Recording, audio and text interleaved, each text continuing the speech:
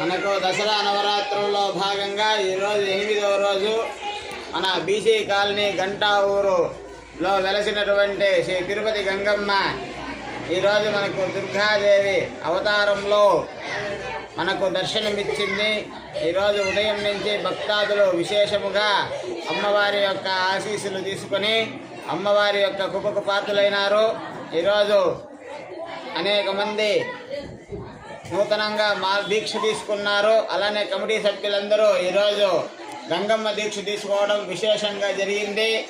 కావున మనం ఈ 2వ తేదీ దసరా రోజు దీక్ష విరమణతో పాటు అగ్నిగుండ ప్రవేశం కూడా అందరూ చేసి అమ్మవారి యొక్క ఆశీస్సులు తీసుకోవాల్సిందిగా కోరుకుంటున్నాము. ఓం శక్తి పరాశక్తి శ్రీ శ్రీ తిరుపతి గంగమ్మ దేవాలయం బీసీ కాలనీ గంటా ఊరిలో శక్తులు ఫస్ట్సారిగా భవానీమాల వేసేదానికి మేము అనుకున్నాము. భవానీమాల ఫస్ట్ వేపిస్తాము. అమ్మవారు గంగమ్మ తరపున భవానీమాల వేపిస్తాము. భవానీమాల వేపించేసి వెళ్ళిన బయట సమయపురం మారియమ్మ టెంపుల్కి పిలుచుకొని పోయేసి వస్తాము. ఫస్ట్సారి మాల వేసినాము కాబట్టి దాదాపు 20 మంది 30 మంది వేస్తాము అనుకున్నాము.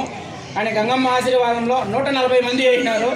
140 మంది ఫస్ట్సారి మనకి మాల వేసినారు కాబట్టి మనం ఆలయ కమిటీ తరఫున వాళ్ళని ఫ్రీగా మనం పిలుచుకొని పోవడం వస్తుంది. ఫ్రీగా మనం పిలుచుకొని పోతాము. ఆడోళ్ళు సపరేట్గా మగోళ్ళు సపరేట్గా 3 బస్సులు పోతుంది. ఆడోళ్ళు సపరేట్గా పిలుచుకొని పోతాము, మగోళ్ళని సపరేట్గా పిలుచుకొని పోతాము. భోజనాలు మనమే పెట్టిస్తాము.